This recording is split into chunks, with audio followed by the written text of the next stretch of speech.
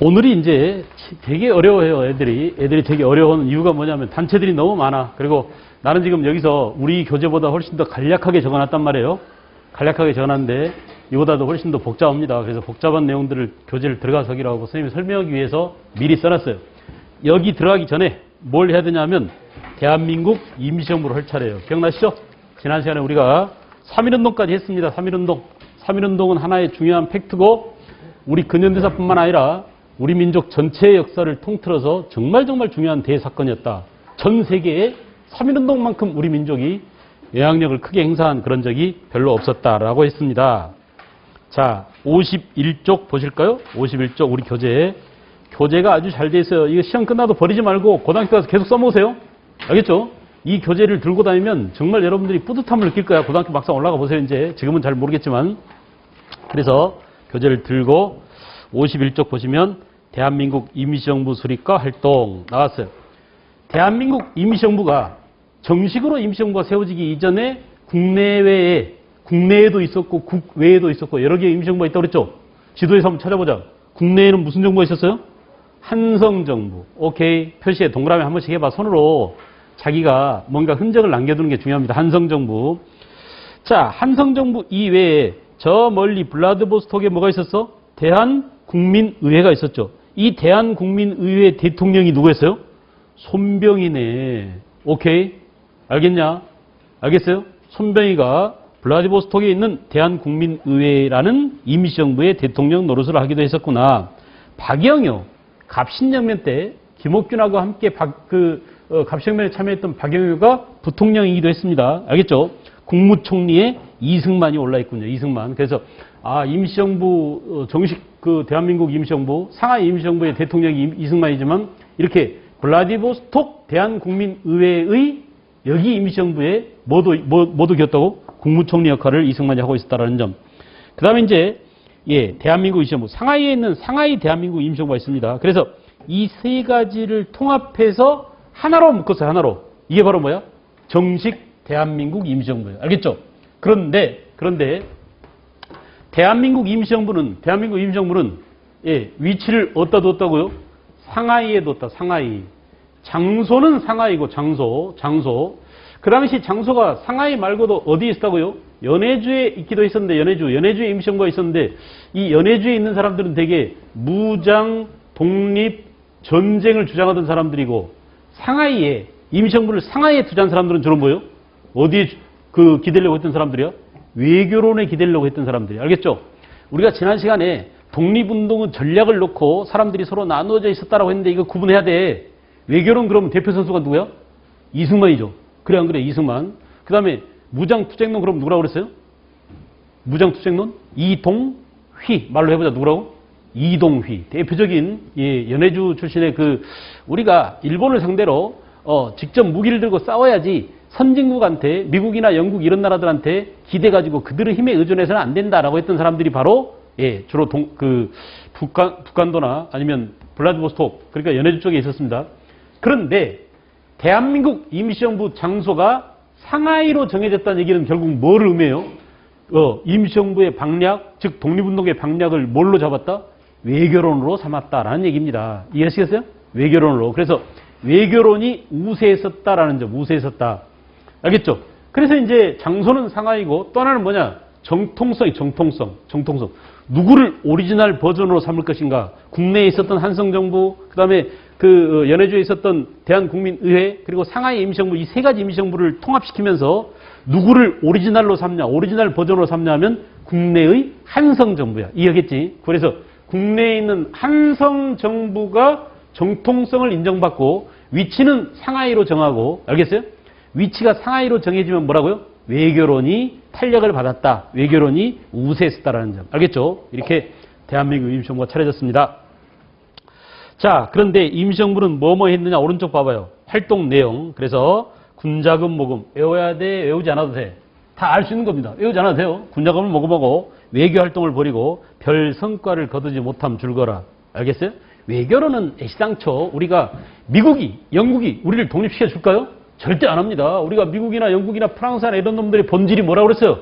제국주의라고 그랬죠. 딴 나라를 자기네 나라의 이득을 위해서, 자기네 나라의 경제적 이득, 자기네 나라의 민족적 이득을 위해서 다른 나라를 쳐들어가도 되라고는 이 나쁜 배타적 민족주의, 국수주의적 성격을 가진 이놈들이 우리나라를 독립시켜줄 생각이나 꿈이나 꾸고 있었겠어요? 말도 안 되는 소리예요. 그래서 별 성과를 거두지 못했다. 외교활동.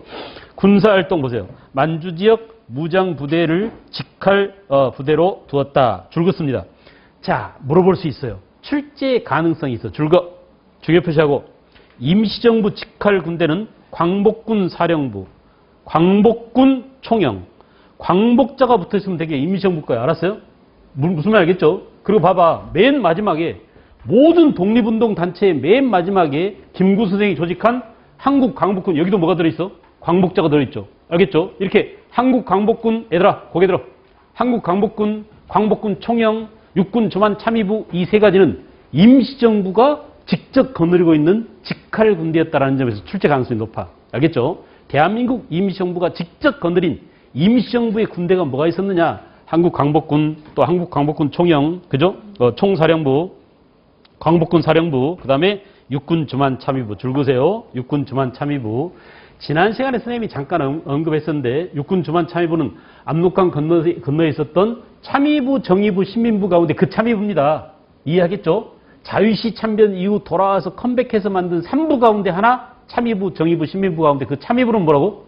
대한민국 임시정부의 직할 군대였다라는 점. 알겠어요? 그래서 광복군 총영, 육군 주만 참의부, 한국 광복군 이런 것들이 전부 다 임시정부의 직할 군대였고, 그 다음에 이제 문화활동으로서 줄만 그으세요. 사료 편찬소, 역사 자료를 편찬하기도 했었고, 그래서 독립운동의 사료를 정리했었죠. 그 다음에 독립신문을 간행. 여러분, 독립신문은 옛날 독립협회의 기간지인 독립신문이 있었잖아. 그거 말고 임시정부 기간지도 독립신문이 있었다라는 점 구분할 줄 알 것. 임시정부의 신문, 독립신문이 있었다. 됐죠? 그 다음에 이제 52페이지로 왔습니다. 52페이지. 자, 여러 가지 임시정부의 활동이 나오는데 그동안 잘 출제됐던 게 그거예요. 임시정부는 초창기에는 주로 외교 활동을 했었다. 왜냐? 임시정부 근거지가 어디에 있다고 얘들아? 상하이에 있다는 점으로 미루어서 이해하겠죠? 만약에 임시정부를 연해주나 또는 북한도에 뒀다면 그때는 뭐요? 아마 무장투쟁에 기반을 두고 무장투쟁을 위주로 했을 텐데 임시정부 위치를 상하이로 했다는 점은 외교에 기반을 두었다는 거예요. 왜냐하면 상하이는 그 당시에 세계 여러 나라 외교관들이 설치되어 있어서 중국에. 중국은 완전히 세계 그 반식민지가 돼 있었거든요. 그래서 이놈 저놈들이 이미 상하이에 많은 외교 관청들을 두고 외교 특구가 지정돼가지고 그 치해복권지대야. 그러니까 함부로 그 일본이라든지 다른 나라 놈들이 또는 무력을 행사할 수 없는 그런 지역이란 말이에요. 그래서 상하이가 외교 활동을 하기에 자유로웠기 때문에 임시정부 근거지를 상하이로 뒀다. 그러나 외교 활동은 열강의 외면으로 실패했다. 열강 동그라미 해봐. 우리가 항상 이 열강 이렇게 막연하게 하지 말고 본질을 여러분들 한번 써봐. 자기 손으로. 열강의 본질은 뭐예요? 제국주의 이렇게 쓰면 되겠죠. 이놈들이 제국주의인데 침략 세력인데 그들이 과연 우리를 도와줄까? 이렇게 생각해야 됩니다. 제국주의의 침략 세력을 그 지닌 열강이 우리의 독립운동을 도와줄 리가 없다. 알겠죠? 그러다가 이제 1923년에 연대 내가 연대 말 잘하네요. 1923년 뭐라고? 국민대표회의가 개최되었다. 왜 임시정부의 국민대표회의가 개최됐느냐? 무장투쟁론과 외교론 간의 갈등 때문에. 이걸 아주 잘 묻습니다. 알겠죠? 1923년 임시정부가 잘 끌어나가지지 않은 거야. 임시정부가 갈등이 많았어요. 문제가 많았어요. 탈도 많고 말도 많아. 그 탈도 많고 말도 많은 그 탈이란 게 뭐냐? 야, 일본을 상대로 싸워야 된다? 아니야. 서양한테, 강대국한테 우리가 외교론에 기대해야 된다. 이렇게 싸우자, 외교활동에 주력하자. 이 두 문제를 놓고 서로 싸웠단 말이야. 알았어요? 그래서 이 문제를 해결하기 위해서 야야 그럼 다 모여봐. 우리 그러면 이참에 임시정부를 완전히 깨자. 임시정부를 깨서 없애버리자 라고 하는 사람들은 창조파예요. 알겠어요? 창조파. 그래서 임시정부를 해체하자라는 사람들이 창조파고, 아니야. 우리가 어떻게 만든 임시정부인데 3.1운동 뒤를 이어서 3.1운동 그 열기를 이어받아가지고 우리가 애써서 임시정부를 만들었는데 이런 문제 때문에 임시정부를 깨면 되겠냐? 리모델링 하자. 이거 뭐야? 개조파예요. 개조가 리모델링이잖아. 그래 안 그래? 있는 집 완전히 허물어버리지 않고 개조해서 쓰면 이게 뭐야? 리모델링이죠. 임시정부도 그러니까 지금 문제가 많지만 수선해서 잘 고쳐서 쓰자. 이렇게 얘들아 고개 들어. 1923년 임시정부 뭐가 열렸다고? 국민 대표회의가 열렸다. 거기서 쟁점이 뭐냐? 창조파와 개조파가 서로 대립했다. 내용은 뭐 때문에? 싸울 것이냐, 외교활동에 의존할 것이냐라는 문제를 놓고. 알겠죠? 자, 여러분. 우리가 3.1운동의 열기를 받아가지고 독립운동의 리더로서 독립운동의 주도적인 방향을 세우고 국민들을 이끌어갈 임시정부를 세우자라고 해서 세워놨지만 이렇게 임시정부는 말도 많고 탈도 많았습니다. 그래서 1920년대 중반쯤 되면 이제 무장투쟁파가 에이샹 더 이상 너네 놈들하고 같이 안 붙어 있어. 비겁하게 말이야 강대국한테 기대려고나 하고 외교론이 실패한다는 거 뻔이야. 야 3.1운동 때 우리가 뭘 주장했었어요? 3.1운동 때 윌슨의 민족 자결주의가 있었죠. 그래서 우리도 독립시켜줘라고 했는데 강대국이 우리를 독립시켜줬어 안 시켜줬어? 안 시켜줬잖아. 이미 뻔히 우리를 도와주지 않을 걸 뻔히 알면서도 외교론에 기대지 말자고 했으면서도 그래도 아직도 외교론을 주장한단 말이야. 개새끼들 우리 안 붙어있을까 하고 떨어져 나가서 누가? 이동희 같은 사람들이. 알겠죠? 그래서 이렇게 무장투쟁파 동그라미하고 이동휘라고 씁니다. 이동휘, 신채호 이런 사람들이 이제 죽기를 무릅쓰고 싸워야지 어떻게 강대국한테 외교론에 기대기만 하느냐 이렇게 떨어져 나갔어요. 그래서 외교론의 대표 선수가 누구라고 그랬어? 이승만이죠. 그 당시 대통령이었던 이승만이 1925년 임시정부 시절에 탄핵을 받았습니다. 중요 표시하세요. 몇 년이라고? 1925년. 임시정부 때 벌써 대통령 이승만이 잘렸습니다. 대통령에서. 알겠죠? 그 당시 임시의정은 요즘 같으면 국회죠. 국회에서 대통령 아웃 해가지고 대통령을 잘랐다니까. 임시정부 때. 알겠어? 넌 새끼 제대로 막 끌지도 않고 그 당시 이승만은 지가 대통령이면서 하와이에 있었어요. 미국에. 그러면서 말이야 거기서 돈 걷어가지고 지가 다 쓰고 있는 거야. 임시정부에 돈도 안 주고. 그러니 얼마나 성질 나겠어요. 우리는 지금 피 흘려 싸우고 무기가 급하고 말이지. 총알이 없고 그러는데 자기는 맨 칵테일 파티하고 말이지 와인 글라스에다가 따라가지고 말이지 리셉션하고 맨날 외교적으로 한다고. 그 동포들한테 돈 걷어가지고 돈 다 쓰고 돈도 안 보내주는 거야. 그래서 이승만을 탄핵했어. 알겠죠? 몇 년이라고? 1925년. 그래서 임시정부 때 벌써 이승만이 탄핵을 받기도 했다. 그러나 야 그렇다고 임시정부를 깨면 되겠냐라고 애써 임시정부를 보듬고 안고 간 사람은 누구냐? 임정고수파. 사람 누구겠어요? 임시정부로는 딱 떠오르는 그 인물이야. 누구야? 김구 선생님. 백범 김구라고 씁니다. 알겠죠? 이승만을 자르고 백범 김구가 뭐요? 임시정부를 애지중지 그나마 이거라도 아픈 자식이지만 우리 자식 아니냐? 이놈을 보듬고 말이야 가야지 하면서 임정고수파라고 그래. 그래서 임정고수파에 의해서 명맥이 유지되고 있었다. 자, 그러다가 이제 이 김구 선생이 안 되겠다. 우리 임시정부의 존재감을 알려주자. 도대체 사람들이 임시정부 있는지도 모르고 말이야. 임시정부 가난해가지고 청사를 얻을 돈이 없었어요. 정부 건물이 없는 거야. 임시정부 건물이. 그래서 어떻게 했어요? 장관들 있잖아. 차관 이런 사람들이 접시 닦기하고 리어카 끌고 그랬어. 알겠어? 그리고 그 동포들 집에 돌아다니면서 밥 얻어먹고 밥 빌어먹고 이런 정도로 가난했습니다. 임시정부가. 알겠죠? 그래서 김구 선생이 이제 안 되겠다. 뭔가 우리 임시정부의 존재감을 알릴 수 있는 이벤트를 하나 벌이자라고 한 게 바로 뭐냐? 한인 애국단입니다. 중요 표시. 무지하게 잘 나와. 100% 나옵니다. 알겠어요? 1931년 한인 애국단을 조직하더니 누가 조직했다고? 김구가. 연대 언제라고? 31년. 알겠어요? 그래서 김구가 조직해서 이봉창, 윤봉길 알죠 여러분? 이 봉봉 브라더스를 아시나요? 이봉창이 윤봉길이 봉봉 브라더스예요. 하여간 봉자 들어간 사람들이 무지하게 많이 나옵니다.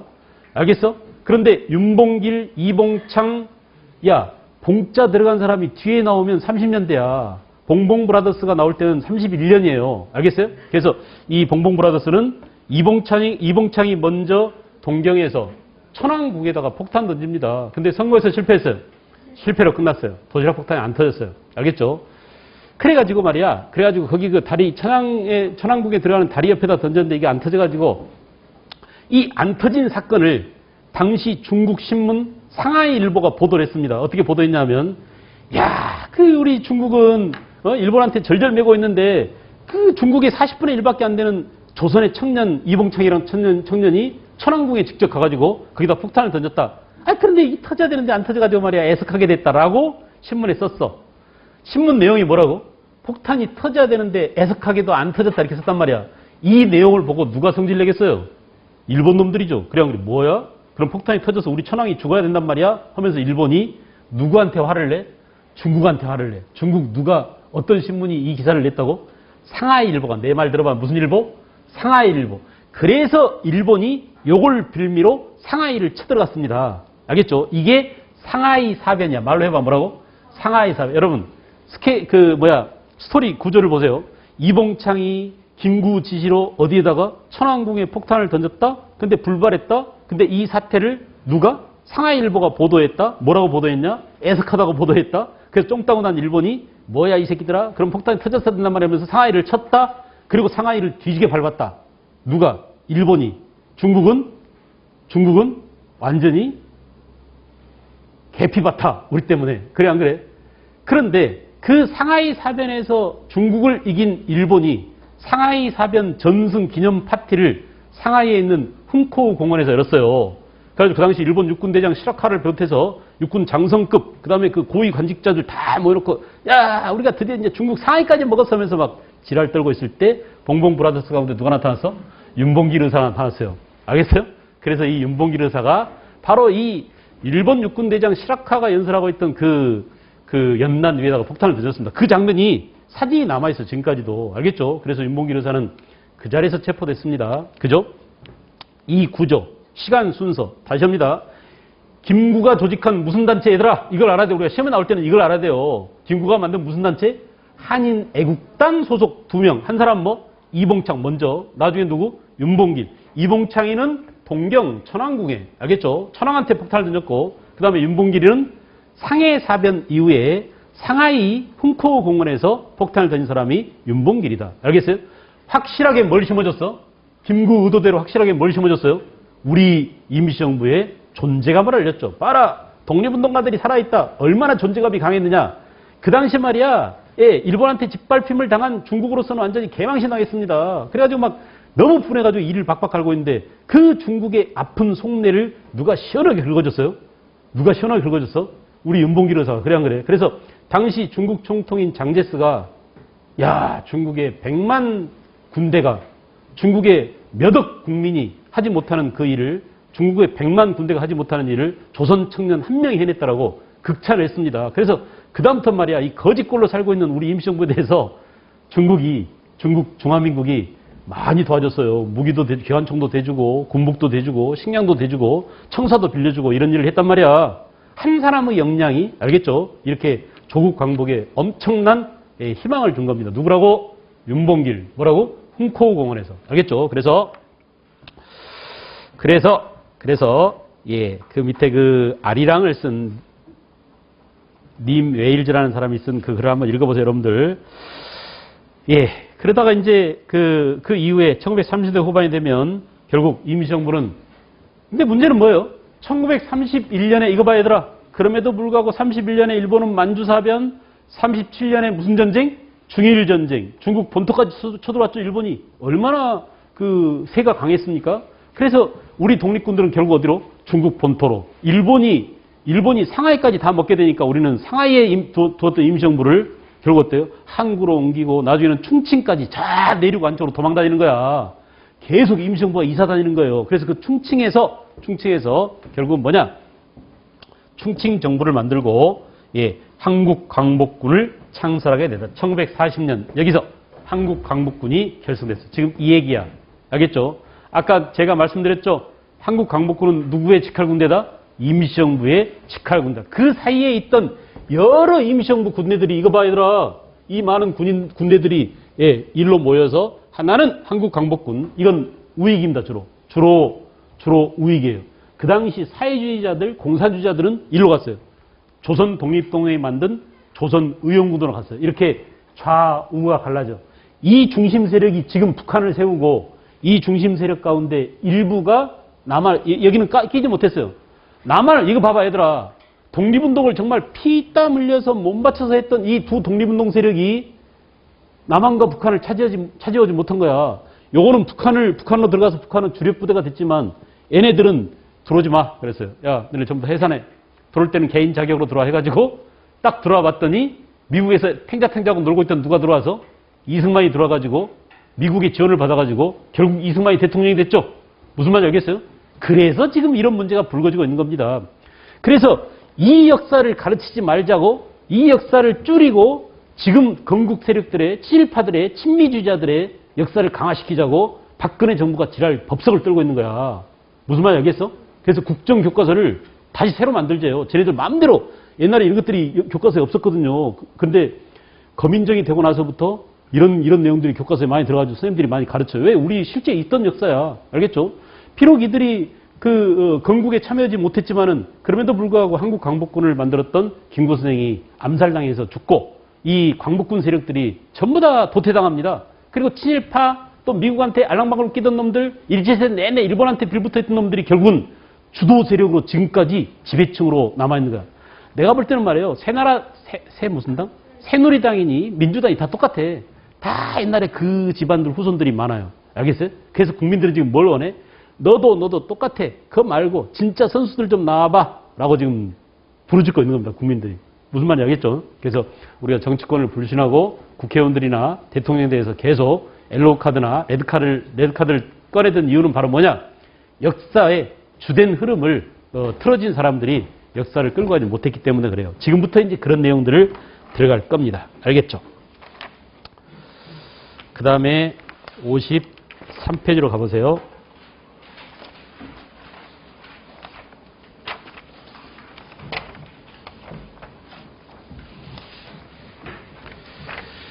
자, 무장 독립전쟁의 전개. 돼 있죠? 무장 독립전쟁의 전개. 천천히 차근차근히 정리하세요. 지금 여러분 교재가 잘 돼 있어요. 그리고 몇 번씩 반복해서 돼 있습니다. 보기 좋게 돼 있어요. 일부러 생각해서 만든 거니까 여러분들은 필기 안 해도 좋아요. 그걸 교재를 잘 보면서 선생님 얘기를 잘 듣고 따라오시기 바랍니다. 자, 무장 독립전쟁의 전개. 우선 국내의 항일 민족운동. 얘들아, 책 보지 말고 해보자. 고개를 들어. 이미 우리가 지난 시간에 다 정리했던 거야. 기억나 안 나? 1910년대 국내에서는 헌병 경찰놈들 때문에 겉으로 드러내놓고 활동할 수 있어 없어요? 안 됐죠. 숨어서 하자. 프랑스로 말하면 뭐라고? 레지스탕스. 우리나라는 뭐라고? 비밀 지하 조직. 언더그라운드에서 하자. 알겠어요? 그래서 얘들아 해봐. 같이 해야 돼. 짚고 넘어가야 돼. 이 비밀 지하 조직 가운데 여러분 머릿속에 남아있는 대표 선수가 누가 있어? 백오인 사건으로 해산된 신민회. 잊지 마세요. 반드시 나옵니다. 신민회. 그죠? 신민회 이외에도 야 병찬아 임금이 지금 이 모양인데 너 뭐하냐? 빨리 해라. 고종임금의 밀조를 받고 임병찬이가 만든 뭐라고? 독립의군부. 말로 해봐. 뭐라고? 독립의군부. 알겠죠? 예, 조선국권회복단 산직장려에 또 있어요. 내가 강조했어요. 숭의여학교 선생님과 학생들이 만든 여성단체 송죽회. 기억나? 또 복벽주의가 아니라 공화정에 의해서 나라를 세우자고 숨어서 만든 비밀 지하조직 대한광복회. 알겠죠? 이 중요한 단체들은 전부 다 10년대 지하에서 활약한 독립운동 단체들이다. 알겠어요? 그 다음에 1910년대는 국내에서는 안 되겠다. 나가자. 얘들아 나가자. 국외에다가 독립운동 기지를 세우자. 이게 10년대죠. 항상 역사는 무엇에 관한 학문이야? 시간을 물어요. 시간. 언제적이냐라는 것을 반드시 알고 있어야 됩니다. 그러니까 이렇게 국외, 얘들아 봐봐. 이렇게 국외 독립운동 기지가 세워지고 있을 때 국내에서는 무슨 일이 있었을까요? 뭐라고? 지하운동 한창 하고 있었다. 이렇게 하면 돼.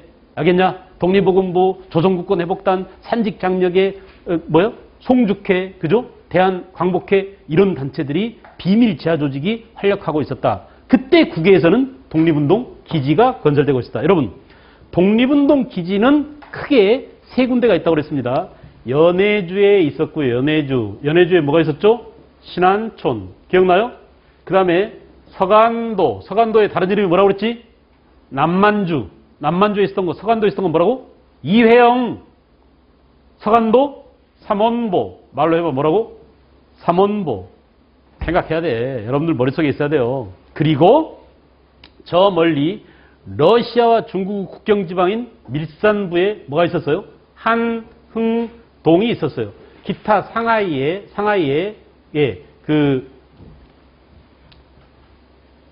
신안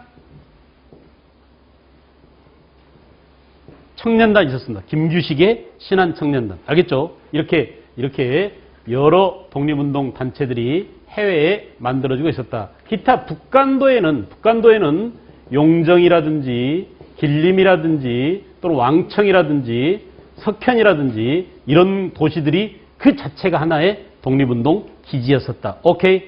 됐죠? 그리고 보세요. 그리고 1920년대는 뭐냐? 자, 1920년대 들어와서는 국내 항일운동이 60만세 운동이 먼저, 그 다음 뭐예요? 나중에 1929년에 광주 학생 항일운동이 나중에. 됐죠? 지난 시간에 우리가 크게 그려본 표 안에 다 정리했죠? 3.1운동 뒤를 이어받아서 대규모 만세 시위 사건이 일어났는데 몇 년대라고? 20년대. 26년에 뭐? 60만세. 29년에 뭐? 광주 학생 항일운동. 내 말 들어봐, 얘들아. 내가 강조했어요.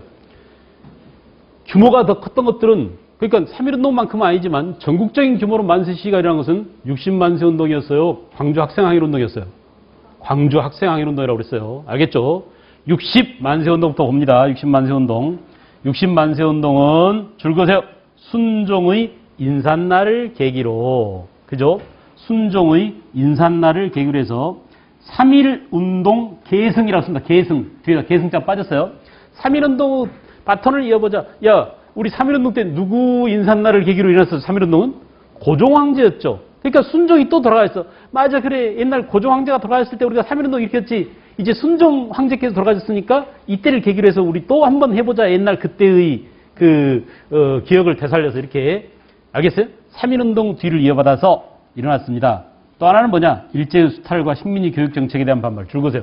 식민지 교육 정책에 대한 반발. 그래서 60만세 운동은 일본의 식민지 교육에 대한 반발의 성격이 강하다. 전개. 그래서 누가 일으켰어요? 학생들 동그라미. 학생 동그라미. 그리고 사회주의자 동그라미 해라. 알겠죠?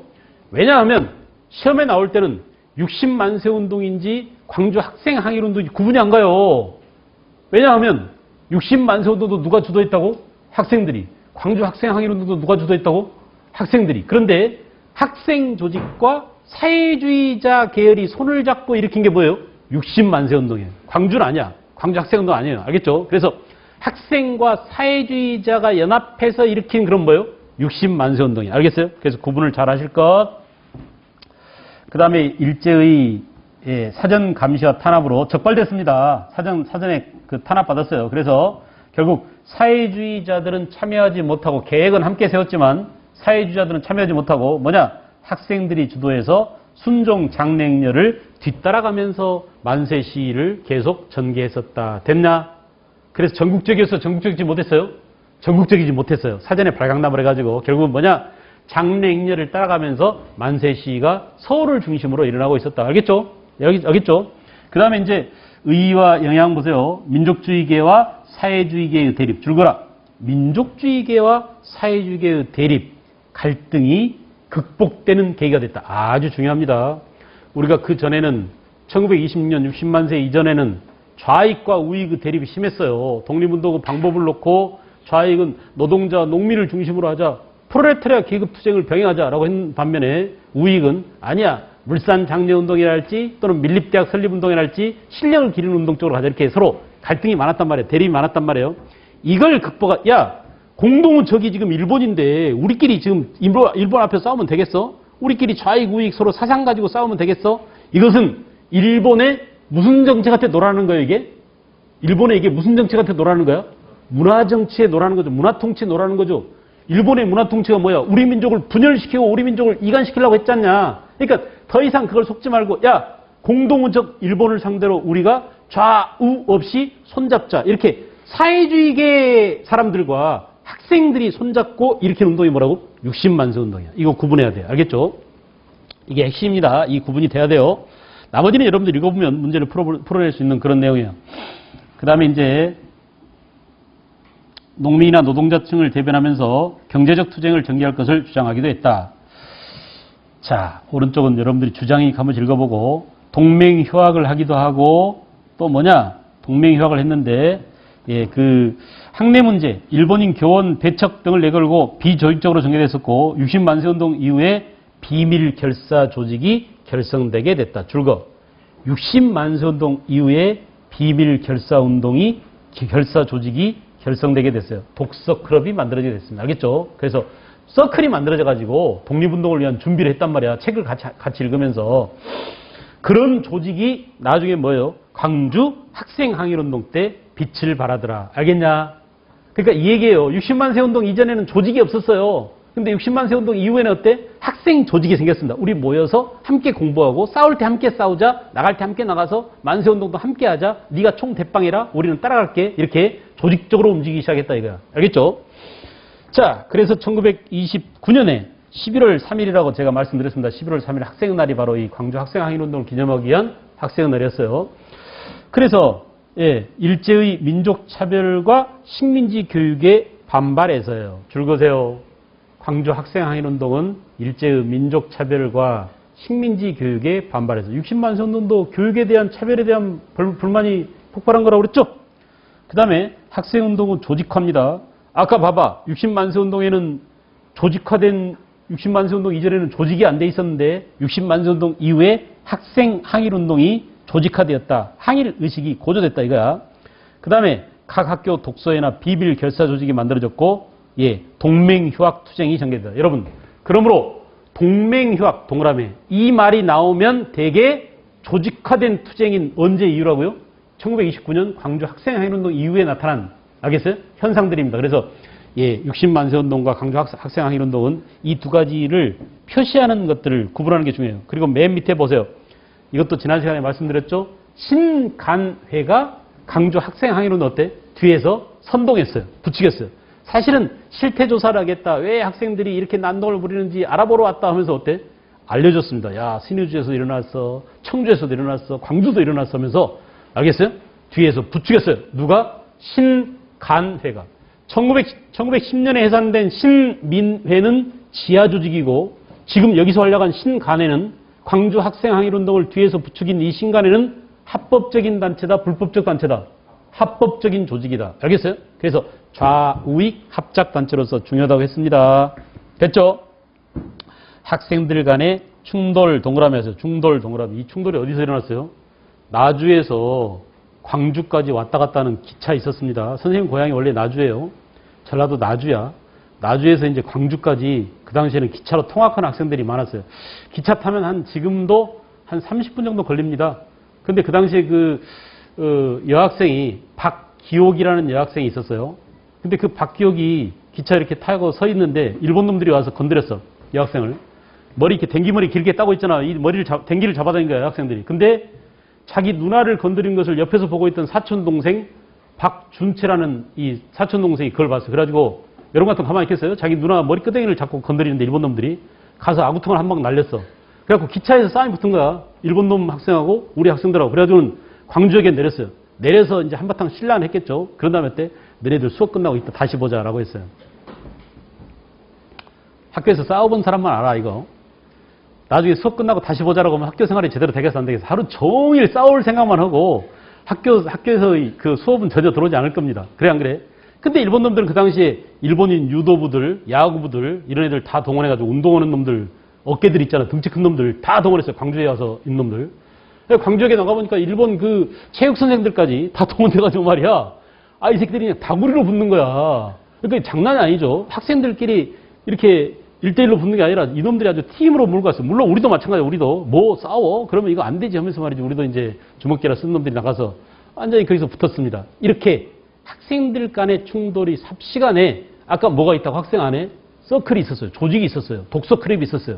알겠죠? 이 비밀 결사를 통해서 전국으로 확산됐어요. 광주에서 민족 차별 교육과 한일 학생들 간에 이런 충돌이 일어났다네 해가지고 그냥 동맹 휴학으로 나가서 그러니까 충돌이 문제가 아니라 충돌 이후에 벌 주는 데 문제죠. 한국 학생들은 정학 먹이고 퇴학시키고 벌 주고 일본 놈들은 봐주고 알겠어요? 이런 차별적 교육이나 차별적 태도에 불만을 품고 전국적으로 들불처럼 만세 시위 사건이 퍼져나갔다. 60만 세 운동은 전국적이지 않지만 광주 학생항일운동 그래서 뭐라고? 전국적인 만세 시위 사건이었다. 3.1운동 이후 최대의 만세 시위 사건은 뭐? 광주 학생. 내가 지금 5번째 얘기하고 있습니다. 알겠죠? 그 다음에 이제 의 보세요. 의. 학생들과 시민들이 합세한 3.1운동 이후 최대 줄 거세요. 3.1운동 이후 최대의 항일민족. 이 말이 나오면 이 표현이 나오면 광주 학생 항일운동이다. 표시해. 책에다 표시하세요. 경민아. 책에다 표시하면서 해. 오른쪽에는 60만 운동 때의 구호와 그 다음에 광주 학생 항일운동 때의 구호가 서로 다릅니다. 구호 내용을 가지고 이건 60만 세 운동 거야, 이거는 광주 학생 항일운동 거야, 이렇게 구분할 수 있도록 여러분들이 한번 읽어보시기 바랍니다. 그 다음에 54쪽으로 넘어왔습니다. 자, 아까 이제 우리가 우스갯소리로 봉봉 브라더스 그랬는데, 그때의 봉봉 브라더스는 이봉창, 윤봉길이죠. 가운데 봉자 들어간 분이고, 지금 이렇게 54쪽에 나오는 의열단을 만든 분은 김원봉이에요, 뒤에. 알겠어요? 김원봉 말고도 또 이 봉자 들어간 사람이 누가 있냐면, 이거 봐봐, 얘들아. 이거 봐봐. 나중에 삼부통합운동에서 다시 둘로 갈라져서 만든 사회주의계 조직 가운데 하나인 뭐예요? 조선혁명당 소속의 조선혁명구를 만든 양세봉입니다. 이 양세봉은 얼마나 유명한 사람이냐면 우리 독립운동사에서 빛나는 영웅일 뿐만 아니라 중국 사람들도 존경에 맞지 않는 중국에서도 이 사람 기념비를 세울 정도로 유명한 양세봉이에요. 알겠어요? 그래서 내가 지금 얘기하는 세 봉자를 기억해 주세요. 아까 누구누구 있다고? 봉봉 브라더스 누구누구? 이봉창, 윤봉길이는 무슨 사건으로 끝나버려? 뭘로 끝나요? 애국단으로 끝나죠. 김구가 만든 애국단에서 그 사람들은 이벤트를 다 벌렸어. 그리고 목숨이 끝나, 거기서. 그러니까 몇 년도에 끝나? 31년에 이미 팩트가 정해졌단 말이야. 그 뒤로는 이름이 안 나와. 이봉창, 윤봉길. 그 이후에 나오는 봉봉 브라더스는 전부 다 이름이 뒤에 봉자가 붙어 있는 사람들이야. 그 중에 꼭 기억해야 될 사람이 누구라고? 김원봉이에요. 지금 김원봉이는 뭘 만들었냐, 얘들아? 봐봐. 지금 김원봉 뭘 만들었어? 의열단을 만든 사람 누구라고? 김원봉. 기억해라. 그 김원봉이 선생님, 우리 애들이 지금 완전히 기가 죽어 있어요. 제발 우리 애들이 일본 놈들을 상대로 기죽지 않고 싸우게 글 좀 하나 써주세요 해가지고 이 김원봉이 누구를 찾아갔어요? 신채호를 찾아갔어. 그 신채호가 뭘 써줬어요? 신채호 거기 봐봐. 뭐 있어? 밑에 신채호 사진 나와 있죠? 조선혁명선언 줄 거세요. 신채호 사진 위에 조선혁명선언. 이 신채호의 유명한 글을 받아냈습니다. 누가요? 김원봉이가. 알겠냐? 김원봉과 누구? 신채호 사이. 신채호가 선생님이에요. 그래서 신채호가 윗사람이고, 그래서 김원봉이 의열단을 만들면서 의열단원들에게 줄 수 있는, 알겠죠? 무장 독립투쟁을 위해서 몸 바쳐 피 흘려 나라를 위해서 기꺼이 한 몸 바칠 수 있는 그런 투쟁심을 기를 수 있는 글을 써달라 해가지고 김원봉한테 받아낸 글이 뭐라고? 신채호한테 받아낸 글이 뭐라고? 김원봉이가? 조선혁명선언입니다. 알겠죠? 다시 정리하자. 김원봉이 만든 단체 뭐? 의열단. 됐어요? 그 의열단이 뭐 했느냐? 맨 오른쪽에, 맨 위에 박재혁, 최수봉, 또 누구예요? 김익상, 김상옥, 나석조. 아는 사람 누가 있어? 말고. 김상옥 알아요? 대학로에 가면 이 사람이 도시락 폭탄 들고 이렇게 서 있는 동상이 있습니다. 김상옥. 알겠죠? 김상옥 중요합니다. 또 아는 사람. 나석주 유명하죠. 왜 나석주가 유명할까? 동양척식회사에 폭탄을 던졌어. 다시. 동양척식회사는 뭐 하던 회사야? 네? 일본 놈들이 우리 농민한테 빼앗은 땅을 일본 놈들한테 불화해주는 토지 불화 회사죠. 그러니까 농민들이 가장 원통해하고 농민들이 가장 쳐죽일 놈들 하면서 농민들의 불만이 제일 많은 기관이 뭐겠어요? 동양척식회사야. 그 농민들의 울분을 대변한 사람이 누구라고? 나석주입니다. 그런 시험에 나오겠냐 안 나오겠냐? 나온단 말이야. 알겠어요? 그래서 나석주, 김상호, 그 다음에 김익상은 조선 총독부에 폭탄을 던졌어요. 야, 폭탄을 던져도 어디다 던졌나에 따라서 차이가 있잖아. 밀양경찰서 또 뭐요? 부산경찰서보다는 전국 경찰서 가운데 제일 중심에 있는 경찰서가 어디야? 종로경찰서입니다. 왜 그럴까요? 서울 시내 한복판에 종탑을 만들어서 그게 바로 뭐야? 보신각입니다. 거기다가 종이 있잖아. 그 종이 있는 그 길이 뭐야? 종로예요. 알겠죠? 그 동네가 우리나라 한복판이라니까. 그러니까 종로경찰서에 폭탄을 던졌다라고 하면 상징성이 있죠. 누구라고? 종로경찰서? 예, 김상호, 그죠? 그 다음에 조선총독부 상징적이죠. 그리고 나석주, 이 세 가지. 알았어요? 정리합니다. 이제 머릿속으로 구분하세요. 주먹에 날 책 보지 말고. 책이 중요하기도 하지만 책에 있는 것을 담아서 결국 어디다 집어넣어야 돼? 내 머릿속에 집어넣어야 돼. 다시 해보자, 얘들아. 애국단 소속의 김구 지령을 받고 일본 천안궁에 폭탄 던지고 일본 시라카와 대장을 폭사시킨 봉봉 브라더스는 먼저 누구? 이봉창. 나중에 누구? 윤봉길. 끝이야. 알겠죠? 이게 1931년 일이고 순서 다 알죠? 그리고 지금 여기는 뭐예요? 의열단. 누가 만든 의열단? 김원봉이 만든. 그 김원봉이 무슨 글을 받아냈다고 신채호한테?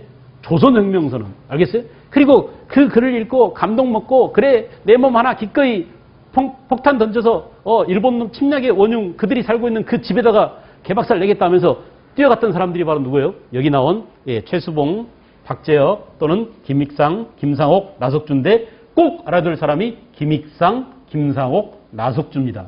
이 사람이 나오면 단체 뭐다? 의열단. 사람 누구다? 김원봉. 알겠죠? 그리고 그들한테 감동을 줬던 글 뭐가 있다고? 조선혁명선언, 신채호의 글 함께 연결시킬 것. 알았냐? 중요한 거 다 했어 지금. 중요한 거 다 걷어냈어 우리가. 그리고 나머지는 이제 그 내용을 쫙 읽어오면 알 수 있는 겁니다. 그런데 왼쪽 아래 봐봐요. 의열단 활동의 변화. 개별적인 폭력투쟁의 한계를 인식해서 줄거. 김원봉이가 생각해보니까 야 우리가 이렇게 폭탄 던지고 해가지고 언제 다 죽이냐. 안 되겠다. 보다 더 떼거지로 싸우려면 뭘 양성해야 되겠어? 군대를 양성해야지. 이렇게 개별적인 한 사람 한 사람이 몸에 폭탄을 지지고 가서 조선총독부라든지 종로경찰서라든지 이렇게 폭탄 던져가지고 언제 일본 놈들을 이기냐. 성공 확률도 낮고. 그러니까 아예 일본과 떼거지로 싸우기 위해서는 우리도 군대를 양성하자. 알겠어요? 이렇게 개별적 투쟁의 한계를 인식하고 누가요? 김원봉이가. 그래서 조직적인 무장투쟁을 하기 위해서 의열단 단장 김원봉이 황포군관학교에 이거 중국 학교입니다. 중국 무관학교예요. 알겠어요? 그래서 내가 직접 가서 육군 사관학교 교육과 같은 교육을 받아버리라 해가지고 여기 들어왔습니다. 그런 다음에 자기가 이렇게 실제로 경험을 쌓은 다음에 이 김원봉이 만든 군사학교가 뭐냐. 오른쪽 봐봐. 조선혁명 군사 정치 간부학교야. 줄거 조선혁명 군사 정치 간부학교. 여러분 지금 우리 머릿속에 누구 이름이 기억되고 있어야 돼? 누구 이름이? 김원봉. 됐냐? 고개 들어 얘들아. 고개 들어. 김원봉이 만든 단체 뭐? 의열단. 됐어요? 의열단. 그리고 또 뭘 만들었다고? 황포군관학교에 입교. 그죠? 조선혁명 군사 정치학교 설립. 그래서 뭘 만들었어? 이제 얘들아 봐봐. 이제 이 김원봉이 여기서 싸우는 이 사람들의 장교들을 양성하는 거야. 내 말 알겠어? 그게 얼마나 중요해. 이 중요한 일을 김원봉이 합니다. 시험에 나올까 안 나올까? 그 김원봉이 나중에 또 뭘 만드냐 봐봐. 나중에 또 김원봉이 의용대를 만들었어요. 그래서 조선 의용대를 만들어가지고 이 의용대 가운데 일부 사회주의자들은 북한으로 가버리고 조선 의용군으로 가버리고 좌익 쪽으로 그 나머지를 끌고 김원봉이 누구랑 합쳤어? 김구하고 합쳤습니다. 그래서 만든 게 한국강북군이란 말이야. 얼마나 중요해요. 시험에 나올까 안 나올까? 무조건 나온단 말이야. 누구라고? 김원봉. 기억하세요? 김원봉. 황포군관학교. 그런 다음에 이제 김원봉이는 그 밑으로 화살표가 내려가 보세요. 중국 국민당 지원으로 알만하죠. 중국 남경에서 군사 정치 교육기관인 조선혁명 군사 정치 간부학교를 만들고, 그 다음에 이제 1935년 7월 달에 중요 표지 별표 왕창 해놓으세요. 조선민족혁명당이 창당되면서 의열단을 없애고 김원봉이 만든 모든 단체들을 없애고 김원봉이 일로 들어가는 거야. 일로 들어갔어요. 요거.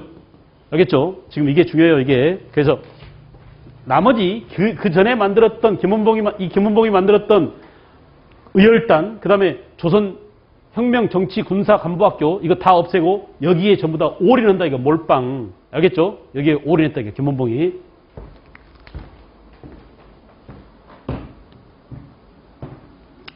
됐습니까? 신채호 선생은 제가 말씀드렸지만 제가 제일 존경하는 역사학자이기도 하고 독립운동가이기도 하고 나도 이렇게 좀 수염을 기를까 생각 중이에요. 위에만. 안중근도 위에 수염을 길렀더라고. 신채호도 그렇고. 그래 안 그래? 그래서 수염을 기르면 좀 훌륭한 사람이 될까 고민 중입니다.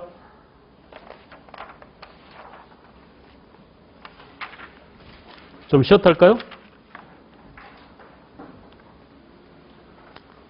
그 다음 페이지 55페이지 하나만 보고 봅시다. 다 했으니까. 55페이지는 한인애국단. 잠깐 누가 만들었다? 한인애국단은 먼저 김원봉이 1919년에 의열단을 만들었고 한인애국단은 뭐가? 김구가 31년에 만들었다. 됐어? 한인애국단. 그래서 야, 우리 임시정부가 너무 침체돼 있어. 뭔가 이벤트를 벌여야 돼 해가지고 한인 애국단을 만들었다. 됐죠? 자, 다 정리됐죠? 밑에 상하이 사변 다 알겠죠? 이봉창이 먼저고, 그 다음 상하이 사변, 그 다음에 전승 파티. 이 전승 파티를 수라장으로 만들어버린 게 누구라고? 윤봉길. 됐냐? 끝. 의열단, 애국단 끝. 다시 총정리. 의열단은 누구? 김원봉. 애국단은 누구? 김구. 다시. 의열단 대표 선수가 김원봉이라면 그 밑에 있는 선수들 누구예요? 폭탄 던진 사람들. 박재여, 최수봉, 김익상, 나석주, 오케이. 무리들. 이 팀이 한 팀이야. 이렇게 묶어두세요. 그리고 김구 밑에 누구? 윤봉길, 이봉창이 먼저, 윤봉길이 나중. 됐어요? 9분. 그 정도 알면 문제 다 풀려. 알겠지? 그 정도에서 9분이 되면 문제 다 풀려요. 중요해. 핵심이에요. 이걸 몰라가지고 맨날 헷갈리는 거야. 맨날 틀린 거 또 틀리고 이렇게 그 자기 모순에 빠집니다. 그래서 이 정리를 분리수거를 잘 해줘요. 알겠죠?